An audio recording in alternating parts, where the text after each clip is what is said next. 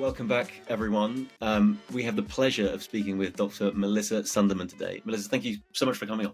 Thank you so much for having me. I'm really excited for this conversation. As are we. As a good place to frame this conversation, how would you describe being a lifestyle physician? Well, I think that there's a lot of people who are not familiar with lifestyle medicine. They may think, well, that's pretty obvious, live a healthy lifestyle. But actually, lifestyle medicine is a recognized board certification and board specialty.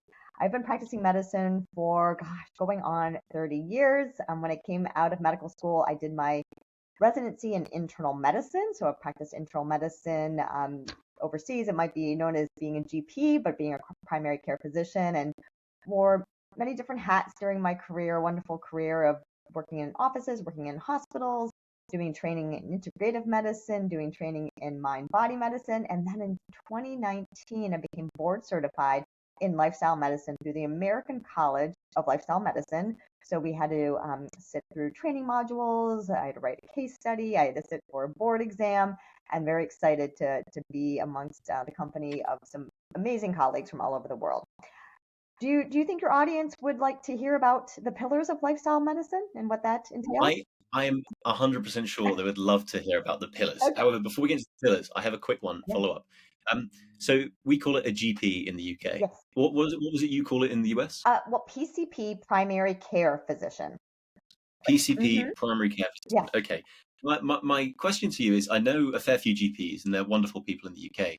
However, the worlds of being a GP in the UK and lifestyle medicine often don't collide. So how did they collide for you?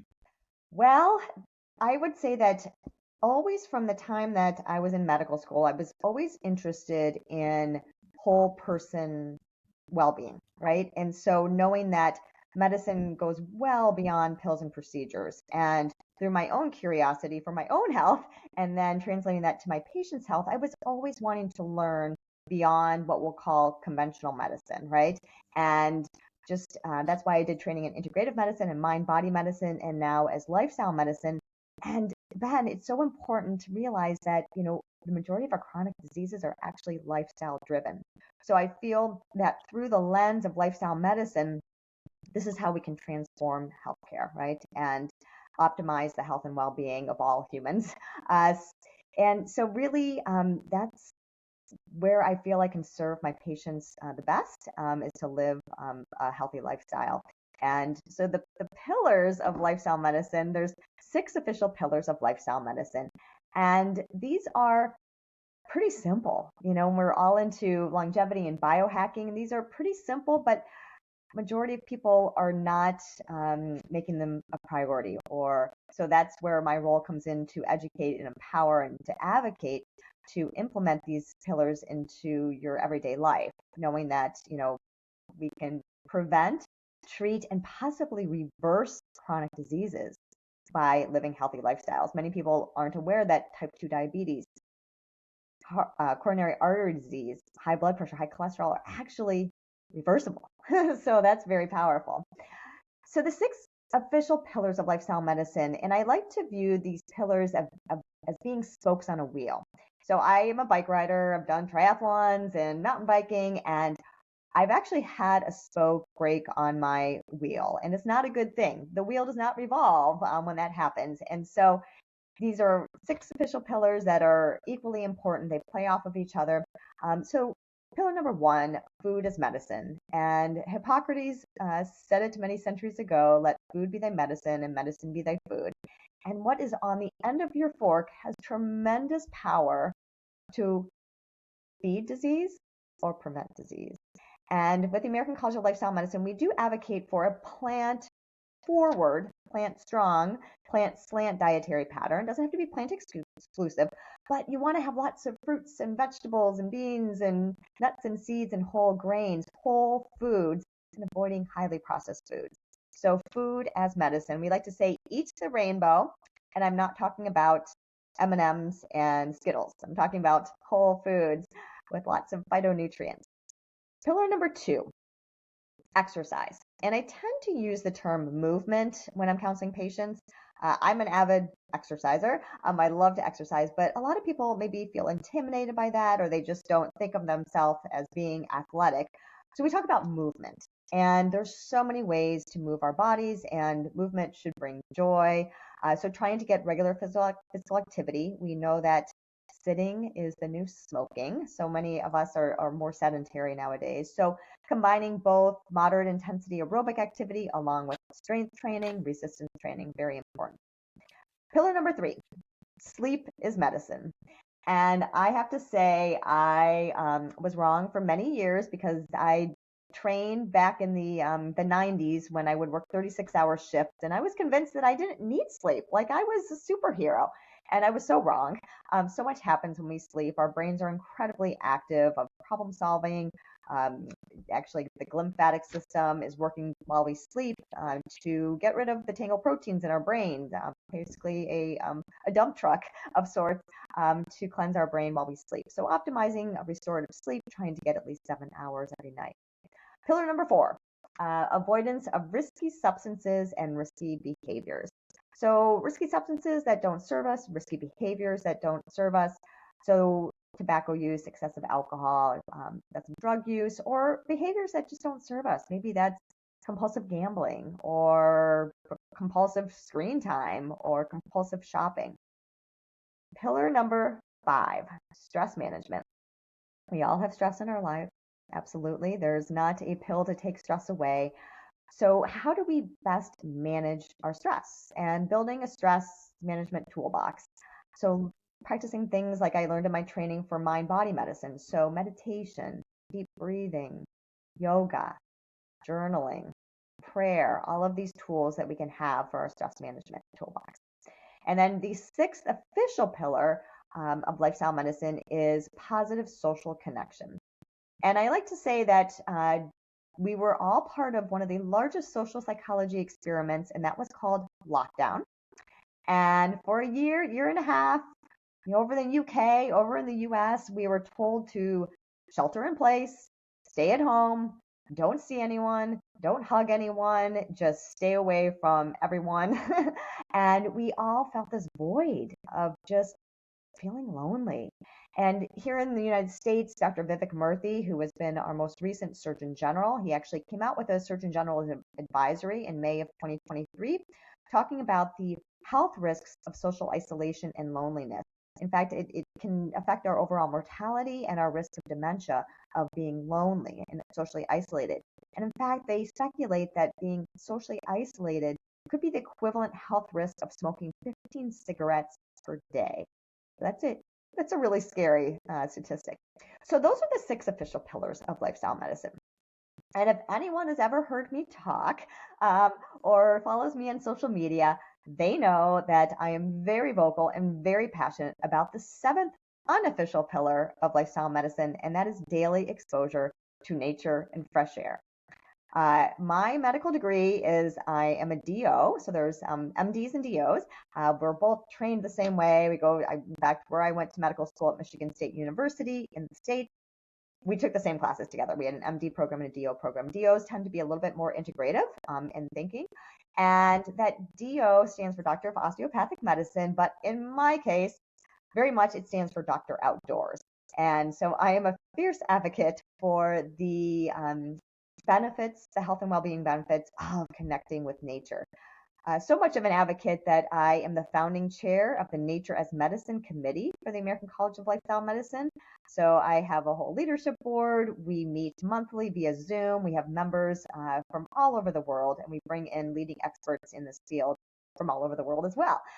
So that's been a really fun path that I've been hiking down, and it's really much in line with how what I attribute to my overall health and well-being is my connection to Mother Earth and getting outdoors each and every day. So I do a lot of speaking on this, and if we want to go down the 7th unofficial pillar, I'd love to share with your audience a little bit more about how nature and nature connection can benefit us. Absolutely, we're going to dive into all of that. A few things. If I've had the joy of following you on Instagram for the past couple of weeks while we've been preparing this episode. and you definitely practice what you preach. You're in nature a lot. You are an avid exerciser. I mean, you finished the Boston Marathon multiple times. You've done 3 Ironmans, Mm-hmm. and you've done a 50-mile ultra run. You know, you don't just preach. You practice it as well. What I think was really interesting about what you just said is I think people can overcomplicate health, Mm-hmm. and I don't mean that in a derogatory way. I mean it in the way of simplicity is above any complexity. I think that kind of thinking, you get to simplicity through the complex. Mm-hmm. And I think, me being guilty of this, we can overcomplicate health. We think we need the latest gizmo, the latest gadget, we need this. And actually, back to basics, taken to the basics taken seriously will get you most of the way there, I think. Before we dive into the 7th pillar, Yeah. and I've written these down, can we just quickly go across the pillars and maybe we could talk about something that might surprise the audience? So, for example, is there a stat or an insight about food that might surprise the audience, right? People know Yeah. they got to eat more So vegetables, things here's like that. something that I feel like majority of people, at least in the US, don't know. Maybe in the UK you're better. There's a huge emphasis on protein, right? Whenever you open up your Instagram or your YouTube or your TikTok, you're probably hearing people talk about protein, protein, protein. You need more protein. What is the calculation? How much do you need? Do you need, 1.2 grams per kilogram, or do you need 1 gram per pound of weight? And all of these kind of things. I agree. Protein is absolutely vital. It's one of our macronutrients. We need this each and every day for lean body mass. Absolutely need protein. However, what we tend to overlook is fiber and the importance of fiber in our diet. And at least in the US, the average American is only consuming about 15 grams of fiber per day. And ultimately, we need probably 35 to 40 grams of fiber per day. And fiber, remind you, is only found in fruits, vegetables, beans, whole grains, nuts, and seeds. And that's not to say that, if you have, animal products or, animal protein, that that's necessarily a bad thing. However, just keep in mind that doesn't have any fiber. And some people will say, well, I'll just take a fiber supplement. I'll take Metamucil. It's not the same as getting the whole food, right? And why is fiber so important? Well, obviously it helps regulate our bowel movements, but more importantly, it is so vital to the health of the gut microbiome. And the gut microbiome, we are learning more and more about this every day. About 38 trillion organisms living in our gut microbiome, largely in our um, large intestine. And that's where bacteria and viruses and fungi and these archaea, which are these really old organisms, live. And why is that important? Well, 70% of our immune system resides in the gut microbiome. So when we talk about immune system, it's not just fighting off infection. Immune system is also inflammation. So inflammation that can manifest as maybe an achy joint, but it also can manifest as insulin resistance, coronary artery disease, autoimmune diseases, dementia, obesity. So controlling the inflammation, in our body is so important. In fact, there's a term inflammaging, right? That the aging process and how we get chronic diseases is really tied to inflammation in our body. And then also 90% of our serotonin, our happy hormone, is produced in our gut microbiome. And 50% of dopamine, our pleasure hormone, is produced in the gut microbiome. So if you're not getting enough fiber or quality sources of fiber in the diet, you could be compromising your gut microbiome. So I think that's something that a lot of people are overlooking and not making it a priority, is to, yes, get enough protein, yes, get enough carbs, but make sure that you're getting enough fiber in the diet. That's a really, really lovely answer. What is I want to ask you what your favorite source of fiber for the audience is, but just quickly as well, um, the thread there that gets tied is the gut brain axis, Yeah, and how if your gut is off, it can affect your mood and how you show up in life, and if you don't feel quite yourself, maybe um, some more fiber might be the key to sort of, I don't know, getting back to basics, right? right. Your neurotransmitter profile do um, have a massive impact on your brain chemistry. Yeah. Um, what is your favorite source of fiber? My well, I mean, my favorite source. Well, I think one of the things that I consume a lot of is I consume a lot of nuts, of raw, unsalted almonds. In fact, I've got a little bag here right now. It's just an easy. Okay, we'll do it together. Excellent. And Pistachio. nuts are now they are calorically dense. They're very nutrient dense, but also calorically dense. And this is where like, all calories are not the same. If I were to have 200 calories of almonds, that's not going to be the same as 200 calories of a Snickers bar, right? So nuts are really, when you look at even the blue zones where people are living long, healthful lives, they're consuming a lot of nuts, they're consuming a lot of beans, a lot of fiber as well. So nuts are my go-to. They are always in my car. They're something that I can snack on before I head out for a run, how I can refuel. And just when I need a quick snack, nuts are one of my best friends. Beautiful. Okay, so that's a really good insight. When it comes to exercise, Yeah. the second pillar, exercise was second pillar, right? Yes. Okay, brilliant. Exercise. Why do we need it? Why do we need to move more? Yeah. Why is sitting the new smoking? Yeah. So, I mean, when you think about modern technology and modern conveniences, there's some good things. Like you are in the UK, I am here in the States. We are having this amazing conversation. We're actually seeing each other. That's a great thing. But as we've gotten modern technology, modern conveniences, we are not moving our bodies. I mean, think about it. You can call an Uber to take you or a Lyft to take you across the street, if you don't want to walk.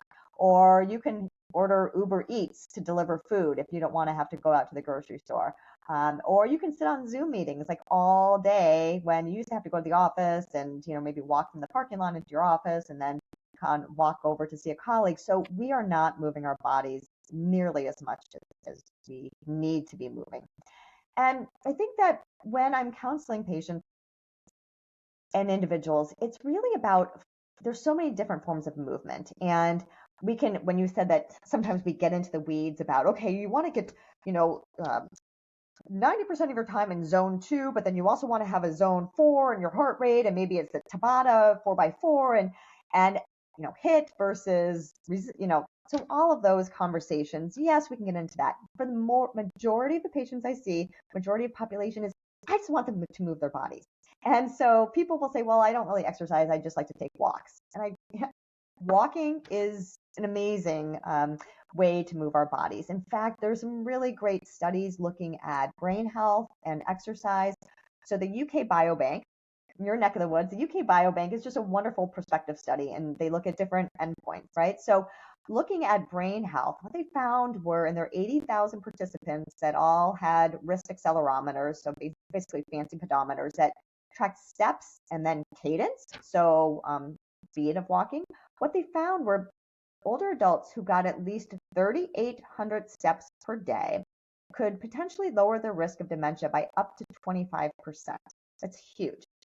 Even better, if you were to walk 9,800 steps, so close to 10,000 steps per day, at a fairly, brisk, walk, you can lower your risk of dementia by up to 50%. These are huge numbers. These are way better numbers than any medication that I've ever prescribed for brain health. So just moving your body, and yes, walking does count. So finding a way to move your body that you enjoy. Maybe it's people in this country love pickleball nowadays, and it's a social activity. You can meet friends. I love to go running and ride my bike and go for hiking, and actually I'm heading out skiing out in Western US next week because these are things I can do with my family and my friends, and it makes it enjoyable, and so I want to keep doing it. Another component that is really important with movement and physical activity is going to be resistance and strength training. And as we get older, I'm about to turn 55 next week. I'm still super active, but I've noticed that I'm losing muscle mass, right? It happens. It's called sarcopenia. And especially as women go through menopause, we our estrogen levels decrease and we start to lose muscle mass. So I am working very hard to maintain that. In fact, I think there's lots of tools. I actually hired a personal trainer because I tend to be the person, you see my videos, I'm outdoors, I'm always running, I'm always hiking. So resistance training for me is something that I know is important to me, and I need accountability partners. So I had my strength training this morning, and this is important for maintaining my muscle mass because, I don't want to have falls. I want to, optimize my balance, and also I don't want to lose bone. I want to optimize my bone health. So that's where resistance training can be really helpful. also getting back to that brain health, what is really amazing is we talked about walking, how that can decrease the risk of dementia. Well, also, strength training can, particularly training your quads and your big, large muscles in your lower body. And there was a study that looked at individuals who had early cognitive impairment, so started having some memory changes, and they enrolled them in a 20 or a 6 month program where they did resistance training 2 to 3 times per week. And they really emphasized squats and lunges and strengthening those quads. And what they found was after the 20-week intervention, 47% of the individuals had cognitive scores that improved over that 20-week intervention. So just by doing strength training. So I think the combination of moving your body, getting to that moderate intensity, and then also incorporating strength training is very, very important. Absolutely. I think what is great about what you said is that, I mean, obviously, all of it was wonderful, and there's lots of things our audience can take away. I think the blind spot for a lot of seemingly healthy people is how little they move during the Yeah. day, but how much they move during their 1 hour of exercise. And Mhm. I've fallen into this category, right? It feels indulgent to take a walk when I'm, on my laptop trying to get stuff done. And actually, I think without that, it does move a lot of the needle with health, getting your step count in. I know we've been speaking to lots of people about male testosterone and how it's Yeah, complete decline and all these different things. And right. it's a wonderful study on step count where they had 8,000 steps a day, 10,000, 12,000, and it tracks directly Hmm. with the step count. So an important reminder out there. Okay, brilliantly put. Sleep. What might surprise someone about sleep, and what is your own sleep habits look like? So I think what will surprise people about sleep is that it's not just a time where our body is turned off and our brain is turned off and maybe we have some dreams, maybe we don't have some dreams, and that nothing happens while we sleep. The complete opposite is true, and our brains are probably as active, if not more active, while we're sleeping. And so there's the saying, if you're trying to figure out a problem, maybe there's something you're trying to figure out at work, or you have a personal issue you're dealing with, and you say, I don't know what I'm going to do about this, so I'm going to sleep on it. And then you wake up in the morning and you have clarity, and you think, how did I gain clarity? All I was doing was sleeping. Well, your brain is processing, it is problem solving, it is being creative. And in order to have that, all of those processes occur, you really need to get at least, probably for most people, at least 6 to 7 hours of sleep so you can cycle through your light sleep, your REM sleep, and your deep sleep. And the more that we move our body during the day, that's going to help us. So there's actually, physiology with ATP being our energy molecule. That's the energy molecule that we use throughout the course of the day to fuel our muscles and move our body. As we are using up ATP and our ATP stores are going down, we are actually building up something called adenosine. And adenosine is what we'll call the sleep driver. And so that's why by the end of the day, you start to feel tired. That's because your adenosine has continued to rise.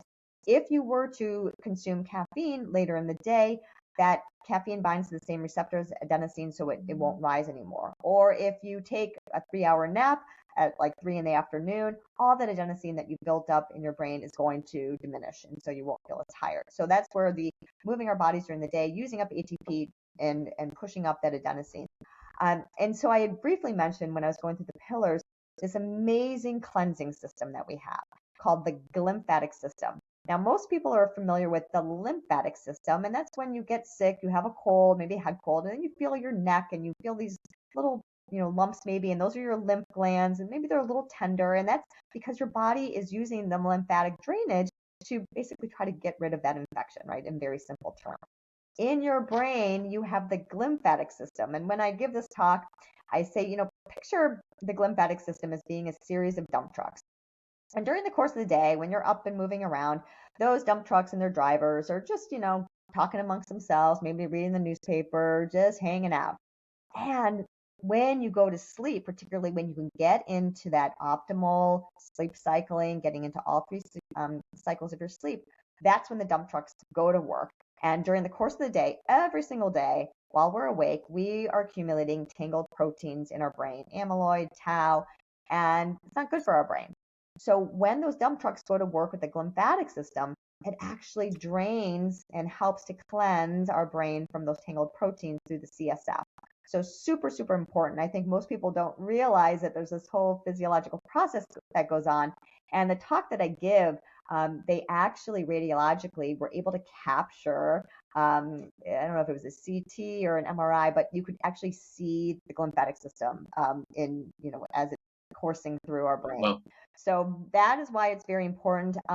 For me, I think, what works best is I need to work backwards. So this morning, because I wanted to go for my run and I had a personal training appointment that I knew I needed to make a priority, I needed to be up at 5 in the morning, right? Wanted to get up at 5 in the morning. So I worked backwards. So I worked backwards 7 hours. I said, I really need to be sleeping, or at least try to be sleeping by 10 p.m. to get my 7 hours. So that means about 9:30, I'm like heading to bed. I'm doing my wind down routine. And that sets me up, right? If I think about it that way and prioritize it. I think so often, or all too often, and I fall prey to this too, is it's nighttime.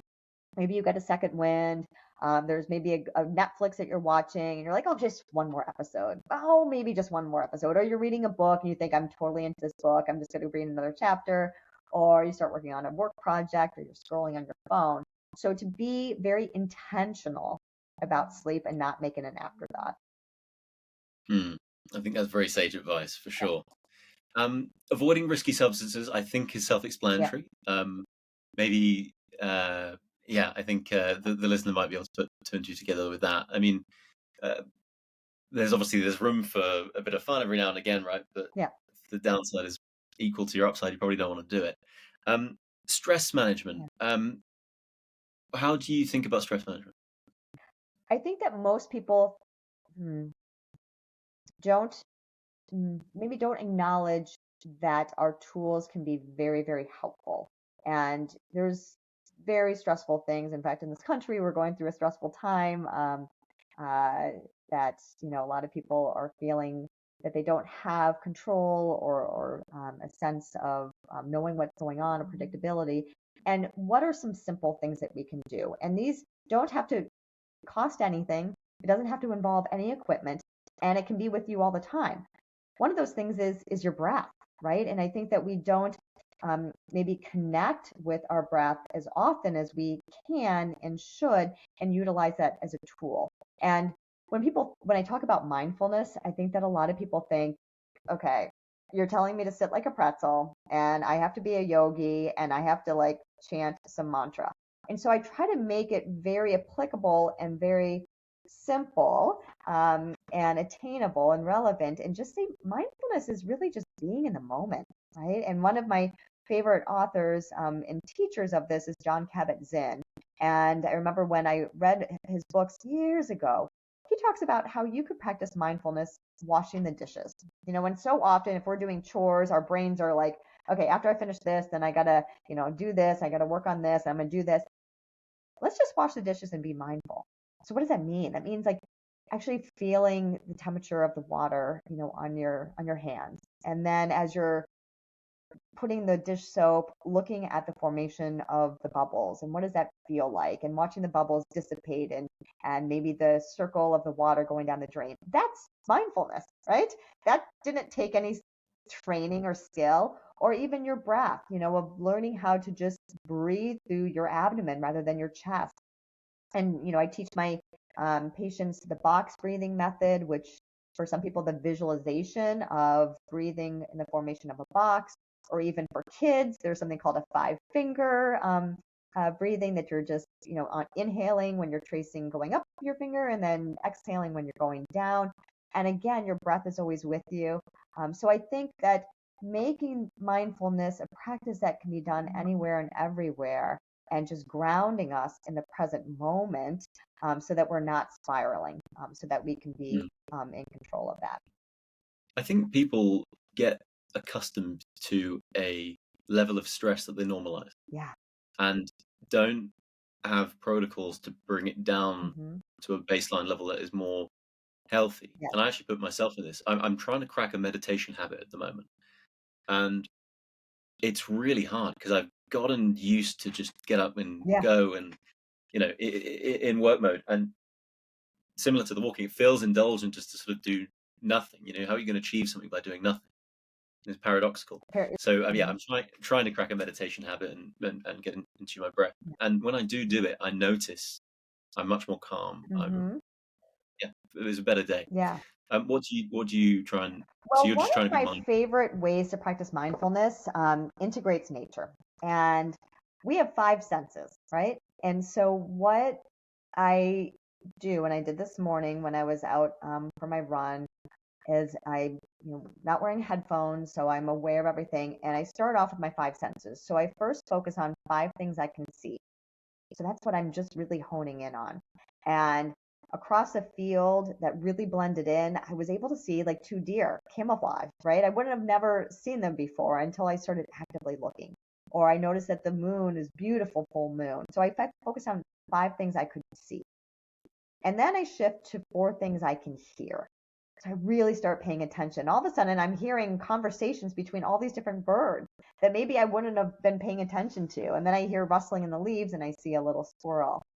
And then I focus on three things I can touch. Now, I do have to stop and sort of go down and, maybe feel a leaf or feel the moss on a rock, or a spongy rock, or just feeling a blade of grass.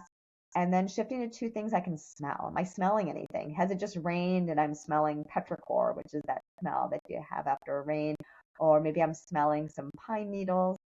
And then I say, maybe one thing you can taste, but we have to be careful with that. We don't want anyone to taste anything that's not going to be helpful for them or poisonous.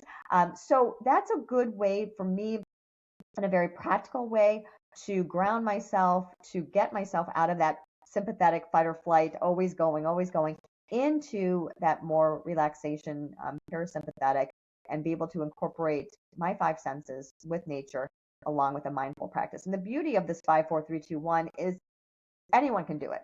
Like a 4-year-old could do this. If you start saying, hey, tell me what you're seeing. What are you hearing? So it's something that everyone can do, no matter their age or ability. Love that. We'll make sure we'll put it in the show notes as a Okay. little takeaway. That's great. Our producer's going to love that as well. Mm-hmm. He's also my partner. Mm-hmm. Positive social Yeah. connection. We actually a lot of very early episodes on this podcast were about I guess social wellness and bring people together. And you put the massive global experiment, which was the Yeah. pandemic, which I think everyone can relate to Mm-hmm. intuitively. Um, yeah, I think it's often forgotten, but hopefully nowadays, off the back of COVID, people are prioritizing it much more. You mentioned that you like to sort of stack it with your exercise. You like to run with people and going skiing with your Yeah. family. That seems very deliberate and conscious, right? Well, it is and it isn't, because now it's just like any of these lifestyle behaviors. And when we're starting out, it's intentional, right? And then once you reap the benefits from it, you just want to keep doing it. So it's um, a way that just is part of my lifestyle. So every Saturday morning, I meet a group of girlfriends. We've been doing this for years, and we go for a run together. And it's really, just a conversation. And, many runners will say, have this phrase, what's said on the run stays on the run, because it just, as we move our bodies and you just loosen up and you feel in a safe place. And so I think that the more that you do it, and then you connect with groups. I belong to a running group that I meet every Wednesday night of all sorts of different people, and I meet new people, and trying something new and finding people that enjoy doing similar things and learning, and just reaping that whole social connection of all elevating each other. And it's amazing. We see this in medicine. We now do group visits, shared medical appointments. And what is really awesome to see is, as a physician, and I see, one patient at a time, and I'm trying to empower them and educate them and support them to live a healthful life. When we're in a group setting, it's even more powerful because people are supporting each other. And yes, I could be there as the physician in the room, but all the other individuals are just as key to, elevating the health and well-being in that room. So we're definitely utilizing this in the medical setting now, more and more of doing these group visits and that social support as being a key component to health. Brilliant. Well, I often cite that, that if you want to punish a human, solitary confinement Yes. is one of the worst ways to do it. Yeah. And so the inverse of that is social connection, right? We're Yeah. social creatures. Yeah. I think when we get disconnected from our evolutionary past, bad things happen. Yeah. So yeah, love that pillar. And the seventh, you're referred to as Doctor Outdoors. I am. Tell us. Let's go for the seventh then. Let's lean into this one. Yeah. Why is nature medicine? So this started decades ago, and really pretty much, I mean, Hippocrates has quotes, right? I mean, it's not even decades ago. This started centuries ago with Hippocrates saying, "The physician treats, but nature heals." And just the connection. And if you look through Ayurveda, if you look at Native American ancestry of connection to the earth, uh, connection to Mother Earth, and biophilia, which is a term that was most people know it by E.O. Wilson, and that's really the innate connection to all living creatures. And I think what we forget sometimes is that we as humans are nature, right? We are nature, just like the plant, just like the animal, just like the tree. We're all made of carbon, and we are made to connect with each other. We're genetically programmed. And I think as little kids, now I grew up in the 70s, and this is when, there weren't a lot of rules. So I just went outside, and I knew as a kid that I wanted to dig in the dirt and find worms. I wanted to climb trees. I wanted to catch butterflies and fireflies. And I think we know that when we're little, right? We just know that we want to be connected to all things living. And as we get older, we tend to get away from that. So I will say that connection to Mother Earth and utilizing the earth centuries ago. The studies on it, really, we start to see more studies starting in Japan. And Dr. King Lee is one of the really the foremost researchers and still doing research. And he did some of the early studies on Shinrin-yoku, or forest bathing. And his work, started in Japan in the early 80s. He got a grant or money, about $1.5 million in Japan about 1982. And the reason why the government really funded this was they were looking to reduce stress in their workplace. So this was like chief well-being officers back then. And so one of his first studies was done in 2005. And what they did was they took individuals into a forest for 2 days, and they decided to measure natural killer cell activity. So natural killer cell activity is a component to our immune system. And it was already known that our immune system, when we're under stress, our immune system doesn't do so well. That's why if we've pulled all-nighters or we've been really emotionally stressed, we tend to get sick. So he wanted to see if being in these forest environments could actually optimize our immune system. And what they found was when they measured natural killer cell activity from baseline and then at day 1, day 2 in that forest environment, they had statistically significant increases in natural killer cell activity. So they thought, well, this is interesting, but maybe it's just that they were away from their own homes and they weren't doing chores and they weren't doing homework with their kids.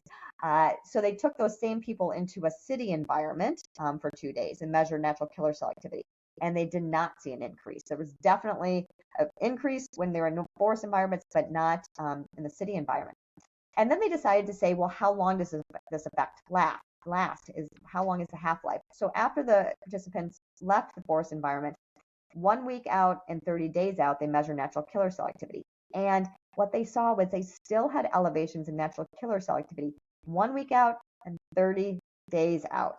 So when I talk about prescribing medications to my patients, a lot of times medications have to be taken every day, twice a day, 3 times a day. Very few medications have a long half-life lasting, they only need to be taken once a week or once a month. So going out into the forest today is a long half-life. Those benefits of optimizing your immune system can last up to 30 days. And then they went on to do further studies, larger studies in Japan, where they were looking, instead of natural killer cell activity, they were looking at cortisol levels, in which we know as cortisol is related to stress, and then blood pressure and heart rate. And what they found was spending time in the forest environments as compared to urban environments, they saw lower cortisol levels, they saw lower blood pressure, they still saw lower heart rate. So those were some of the early studies that went on about forest environments. And when they dug into the science of why is this benefiting us, talking about forest environments, they discovered phytoncides. So phyton we know is derivative, means plant. So when we talk about Buddhist medicine, we talk about phytonutrients. So phyton, plant, side, meaning antibactericidal.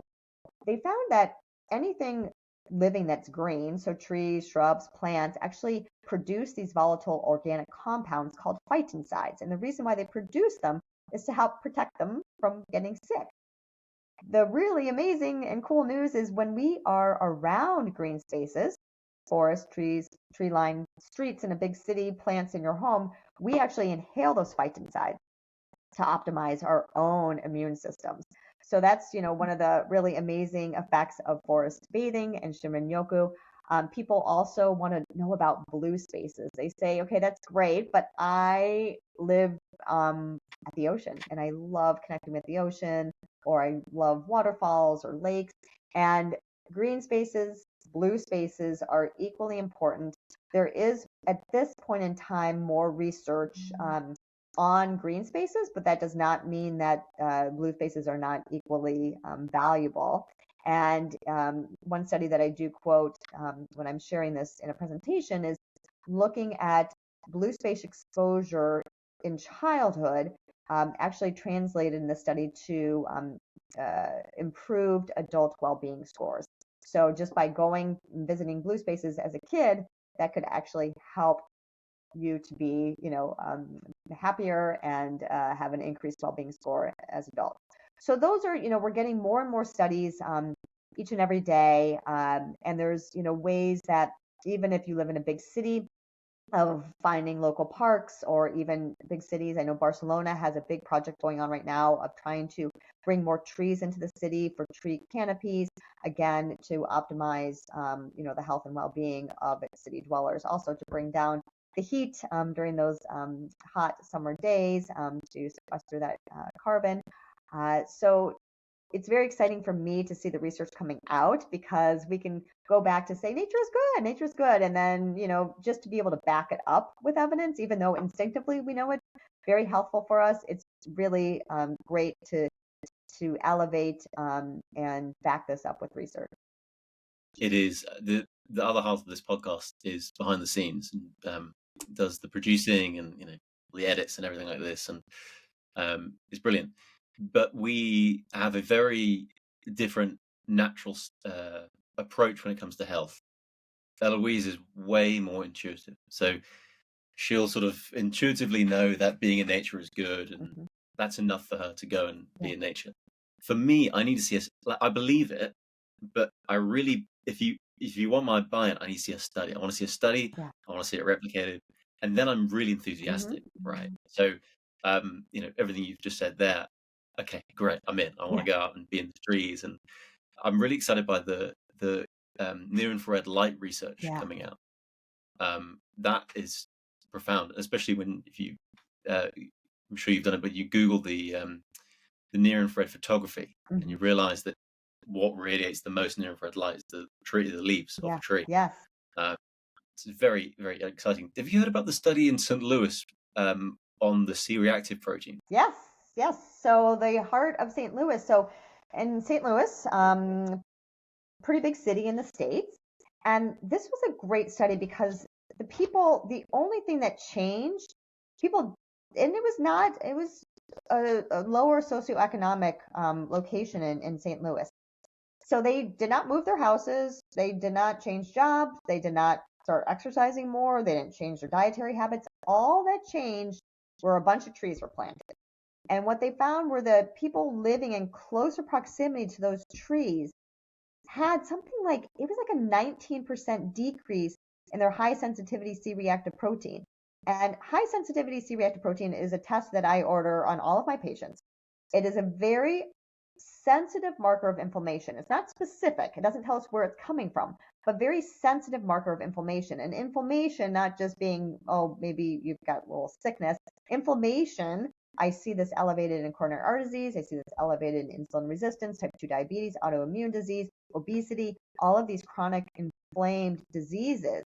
So all they did was plant trees. And so that was a really exciting and really impressive study, I thought.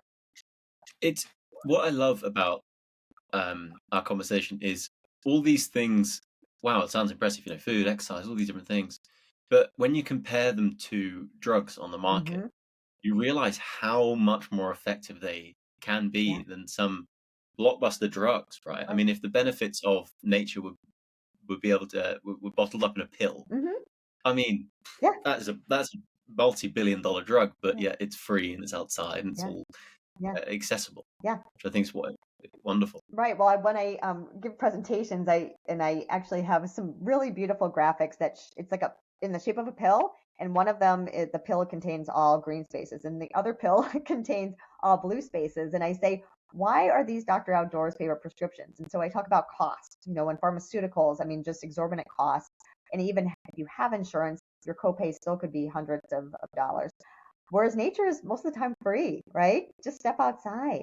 And then two, I talk about side effects and any sort of drug pharmaceutical commercial or you hear on TV or on the radio or when you get a medication, you take that pamphlet out and in like 2-point font is all of the adverse side effects. And so I say with my nature medication, my nature prescription, most of the side effects are going to be positive side effects. Of course, you do have to be, worried about poison ivy or ticks or forest fires. However, the majority are going to be, positive side effects. And then the duration that it can last a long half life, and then also it's a medication or a prescription that targets so many different disease states. You don't have to have the blood pressure pill, the cholesterol pill, the diabetes pill. You have nature medication that is going to help decrease. We've got studies now that tree canopy and nature exposure could lower the incidence of type 2 diabetes and all-cause mortality to cardiovascular disease related to diabetes. We have studies that support green spaces and blue spaces can decrease hospitalizations related to Parkinson's and Alzheimer's dementia. We have studies that show that exposure to nature could actually elongate our telomeres. And we talk about biohacking and biological age. Telomeres do shorten as we age. And so it's always on this quest to keep our telomeres nice and long. So nature could support that. We have research studies to support exposure to green canopy, tree-lined streets could reduce all-cause mortality related to strokes because it's improving the air pollution. So many studies that can improve many different chronic diseases and elevate our mood as well, anxiety and depression, mental health, and yeah, in my medical toolkit, it really is one of my favorite prescriptions. My dad is a bit of a bon vivant. He loves life, right? Loves maybe the risky substances, not anything bad, but he loves good food and loves occasional bottle of wine, things like this. Mm-hmm. And recently, he's got back into golf. Played a lot as a kid Mm-hmm. and as a teenager, and he's got back into it recently. And he's walking around the golf course all the time, playing twice a week, this kind of thing. But he's also started to, no, I don't recommend this, but he had some weight to lose. So he started doing one meal a day. And he did it for like 6 weeks. Mm-hmm. Lost a load of weight and was, in and out of ketosis all the time. And he was talking to me the other day and he's like, oh, my inflammation's to zero. It's amazing. My C-reactive protein. My blood pressure is perfect. My cholesterol, perfect. And it's kind of really interesting because I'm like, well, it probably wasn't one thing. It was probably a confluence of Yeah, factors. yeah, But nature must have played a massive, massive difference I in think that as so. well. Yeah, Yes, absolutely. definitely. With the massive step count, with Mm-hmm. his diet was Mm-hmm. really clean and things. Okay, well, I feel I want to get outside, but rather finish our conversation here. But yeah, that's a lovely, lovely piece. You are amazingly sharp. I mean, you're referencing studies effortlessly. How do you think about keeping your brain as sharp and as healthy as you can? Well, we know that we move our bodies every day. Every time we move our bodies, we are generating brain-derived neurotrophic factor, BDNF. And I don't know if you have this in the UK, but here in the US, we have this product called Miracle Grow. And it's kind of like this blue powder. And when you've got a plant and you want it to grow and prosper, you sprinkle this Miracle Grow onto the plant in the soil. And then the plant sprouts and it flourishes and it grows and it thrives. That's what BDNF is for our brain. It's like Miracle Grow for our brain. So I really think that, and again, I'm turning 55. Like in many ways, I feel like I am at the prime of life right now. And I have a lot of really interesting projects going on. This Doctor Outdoors has been just a blast for me. I'm going to be coming out with a book the end of this year. And so I'm working on lots of things. And that is why I start my day, if I can, unless I'm traveling, is I move my body because I just get that BDNF going, right? And then, getting enough sleep, prioritizing that, fueling my body with whole foods, trying to manage my stress, getting outdoors, all of these things. Like I said, the pillars of lifestyle medicine are like spokes on a wheel. And when one is like totally off kilter, it affects everything. Like if I don't get enough sleep, then I'm probably going to make some poor food choices, right? I'm not going to go for those healthy nuts and this and that. I might like grab like a candy bar, so I might not make the best food choices. And if I don't get enough sleep, I'm going to have a crappy run. It's not going to feel good. And if I don't get enough sleep, I'm probably going to be more agitated. I'm just going to be like a little bit, shorter with. So everything. And then if you say, if I don't eat well, that means that I'm probably, not going to like have energy to exercise, and it's going to affect my sleep. So they all just constantly interplay. So what is my key to being able to like talk to you and through all these studies is like every single day I'm, without really having to think about it, because I've built it into making the healthy choice the easy choice, as Dan Buettner in the Blue Zone would say. How do I make this easy for myself? I just do it, right? I don't have this conversation. Our brains are wired to make things complicated. So I don't have the discussion, well, should I exercise today? I don't know if I should exercise today. Should I go to bed early today? You know what? This is important to me. My vitality, because I have a lot of dreams and goals in my life. Yeah, you could say you're 55, yeah, whatever, like you're ready to retire. I'm like, no way. I've got so many dreams I want to do. My kids are 23 and 25. We're heading out to the mountains next week. I want to be able to ski with them. This is what life is about, right? Of having dreams and not letting my health stand in the way, right? And I'm aware that I'm not 30 anymore. I'm acutely aware of that. However, what I can do within the body that I have is I'm going to give it its best shot to live a great life. Well, you're absolutely doing that. I mean, you're absolute. You're full of life, and that comes through really obviously. Even though we're not in person, you can definitely feel that. And you're the best advocate for everything we've been speaking about because you're very articulate, you're energetic, and you've done a run, you've done your weights. You've got all these projects on. It's really inspiring in a great way. There's a nice phrase I like, which this is a timely reminder of. It's the simple ideas pursued with intensity will get you to the promised land, right? And that context, it's like a business context, but I think it perfectly applies to this conversation, right? It's a reminder for me. Like I'm starting a new business at the moment, and I've been glued to my laptop, and I lift weights. But actually, get out, go on a run, go and move my body more. And as someone who has a health podcast, I should practice what I preach a bit more and get my step count in. Some quick fire questions to end. I mean, this has been brilliant. I've really, really enjoyed talking with you. Is there a health practice beyond what we've spoken about, or protocol, or an idea that you've taken up in the last 5 years that's made a meaningful impact in your life? I would say what I have shifted since 2019 is really my approach to brain health. And what I mean by that is, as a practicing physician of many years, I took care of a lot of patients with dementia, with Alzheimer's dementia or other forms of dementia. And it was very sad, very, very sad for patients, for family, for myself, caring for them, because I didn't feel like I had many tools. I had a couple of medications, but really those medications did not prevent disease, maybe slowed it, but really it was, I felt like a Band-Aid, right? I went to a conference in 2019 for the American College of Lifestyle Medicine, and preventative neurologist, husband and wife, Drs. Dean and Aisha Shares, I spoke, and they spoke about preventative neurology and how the lifestyle habits that we have or don't have a profound impact on our brain health. And I was blown away. I had no idea. I shared earlier about step count, right?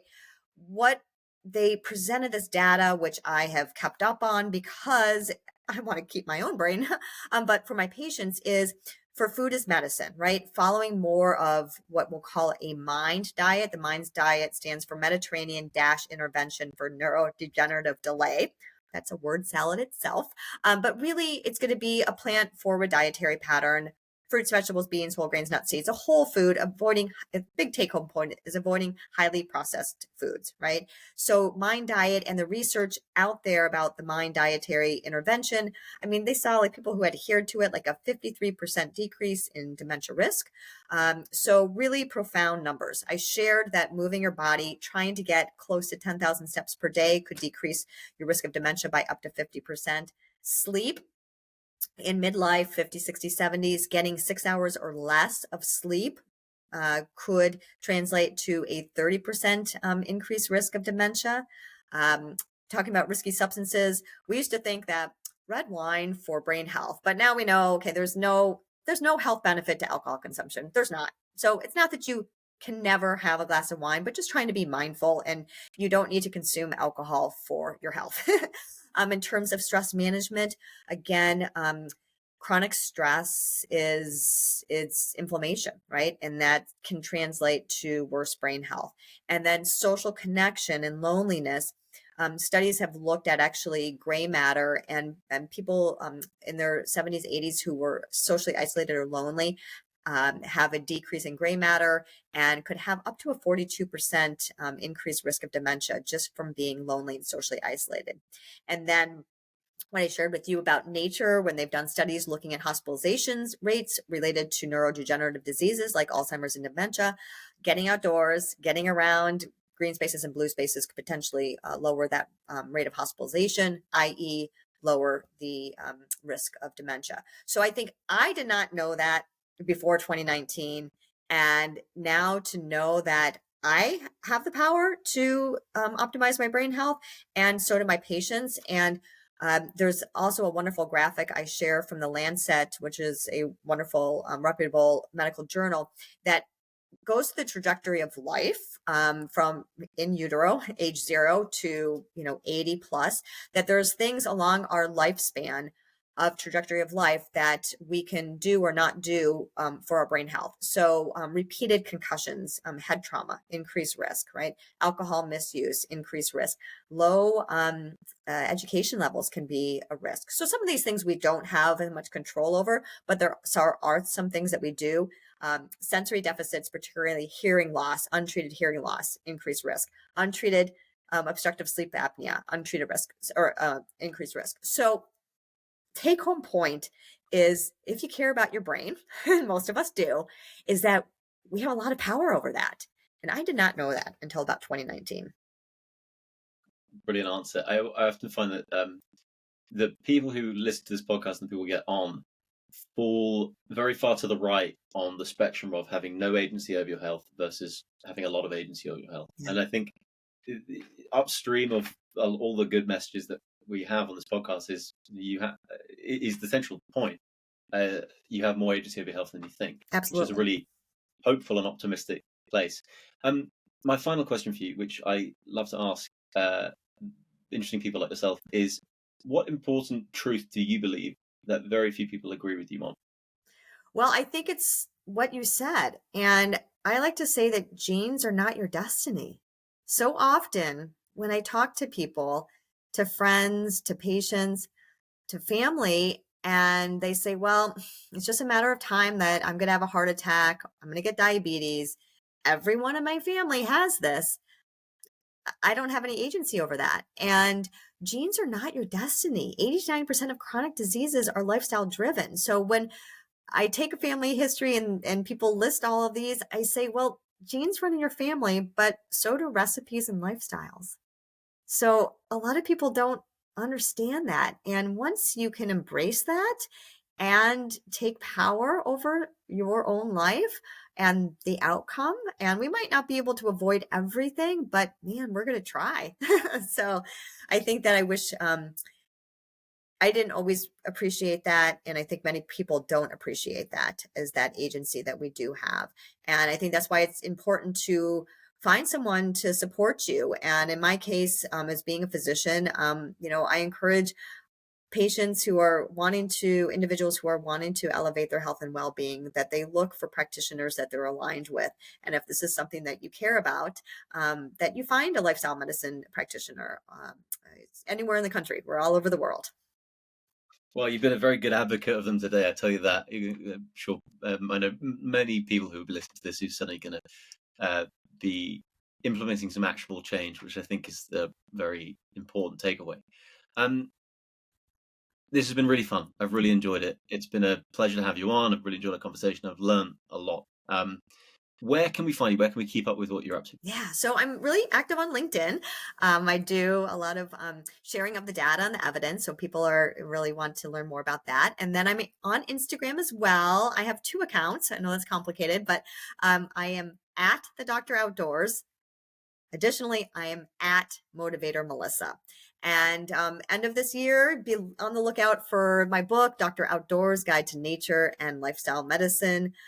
So yeah, I'm out to do some really great things, lots of dreams. Be on the lookout for Destination Dr. Outdoors too. So we'll see. In the meantime, I'm going to go skiing out west, and then I love to run. As I said, I'm doing my 12th Boston Marathon this April, and what's going to be really special is that my daughter, who's 23, she qualified, so we are going to run the Boston Marathon together, mother and daughter, which is just like on my bucket list, and I can't believe it's actually going to happen. And then in the meantime, I'm coming over to your side of the pond, and I'm pacing the Milan Marathon in 2 weeks. So I'm going to be a pacer, and I'm going to help other individuals achieve their goal and be there as Motivator Melissa to get them through their marathon and cross that finish line and celebrate them.